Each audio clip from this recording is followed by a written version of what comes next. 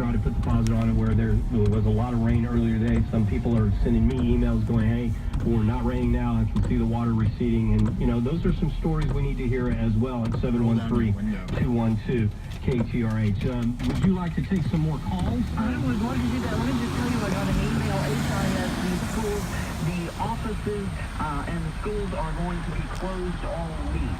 We're starting to get all this information in. We knew that the school boards were all going to be meeting on Sunday morning. It's 9:37. They're obviously meeting. We're getting updates as the schools make those decisions, the ISDs, about whether they're going to open or not. We're trying to get these posted as quickly as we can at ktrh.com, Operation Storm Watch.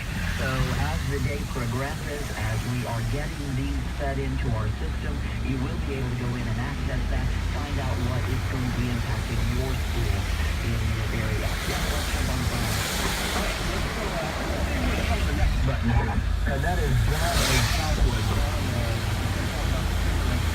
John, give us an overview. Yeah, that's actually